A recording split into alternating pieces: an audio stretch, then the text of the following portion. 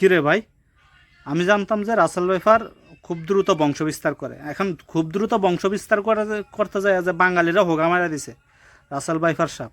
এটা তো আগে জানতাম না। কী অবস্থা দেশবাসী? কি রাসেল ভাইফার আতঙ্কে কি আপনারা অতিষ্ঠ? যেখানে যান সেখানেই রাসেল ভাইফার। ফেসবুকে ঢুকলে রাসেল ভাইফারের আতঙ্ক, ইউটিউবে ঢুকলে রাসেল ভাইফারের আতঙ্ক। মানে বাঙালি এমন শুরু করে দিছে যে রাসেল ভাইফার যতটা না আতঙ্ক ছড়াইছে তার থেকে বেশি হয়েছে ওরা ছড়াইছে। মানে যে যেমন পারতেছে ওইভাবে নিউজ করতেছে, উল্টাপাল্টা নিউজ। ওদের নিউজ দেখে মানুষ এখন পুরো আতঙ্কে। ওই দিন আবার আমি ফেসবুকের মধ্যে স্ক্রল করতে করতে মানে ওই সাজেস্টেড ফ্রেন্ড আসে না, ওইখানে দেখতেছি মানে অ্যাড ফ্রেন্ড পাঠানোর যে অপশনটা আসে আর কি, ওইখানে ঢুইকা মানে দেখতেছি ওইখানে রাসেল ভাইফার্স নামে একটা আইডি। আমি তো পুরো অবাক। পরে আমি কি করলাম, ফেসবুকে আবার সার্চ করলাম রাসেল ভাইফার লেখা সার্চ করার পরে আপনাদেরকে দেখাই।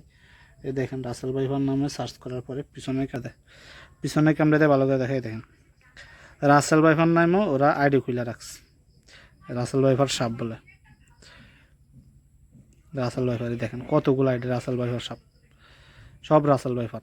কিরে ভাই, আমি জানতাম যে রাসেল ভাইফার খুব দ্রুত বংশবিস্তার করে। এখন খুব দ্রুত বংশবিস্তার করতে যায় যে বাঙালিরা হোগা মারা দিছে রাসেল ভাইফার সাপ। এটা তো আগে জানতাম না। না, বাঙালির যদি হোগাই না মারে তাহলে এই রাসেল ভাইফার্স নামে আইডি করতে আইছে। এরে তোকে বিসির মধ্যে কি রাসেল ভাইফার সাপে কামড় দিছ? তোকে বিসিতে কি রাসেল ভাইফারের বীর্য চলে গেছিল? পরে তোরা কি এই সন্তানটি জন্ম দিছস, নাকি তোগরে কামড় দেওয়ার পরে তোরা রাসেল ভাইফার হয়ে গেছস? কোনটা? হ্যাঁ, যে তোরা রাসেল ভাইফার্স নামে আইডি খুলে রাখছস। কিরে রাসেল ভাইফার্স কি তোগরে হোগা মারে দিছে? হ্যাঁ, হোগা যদি নাই মারে তাহলে তোরা রাসেল ভাইফার্স নামে আইডি খুলছস কি লেগে? হ্যাঁ, আমি তো জানি রাসেল ভাইফারে গোয়া মারলে তো মরে যাওয়ার কথা, তোরা বাচ্চা আসুস কেমনে? হ্যাঁ, মানে বাঙালি এমন একটা জাতি, ওরা রাসেল ভাইফার্সেরও খাইয়া দিস। এখন রাসেল ভাইফার্স খুদ কনফিউশনে আছে, মানে অনেক বিপদ আছে। কয় আমি কোন রাস্তায় পড়ছি? আমি করতে ফেসবুক আইডি খুললাম, রাসেল ভাইফারে কয়। তো রাসেল ভাইফার সামনে উল্টাপাল্টা নিউজ না কইরা এগুলা থেকে বিরত থাকুন, মানুষজনের মধ্যে এরকম আতঙ্ক সৃষ্টি করা থেকে বিরত থাকুন।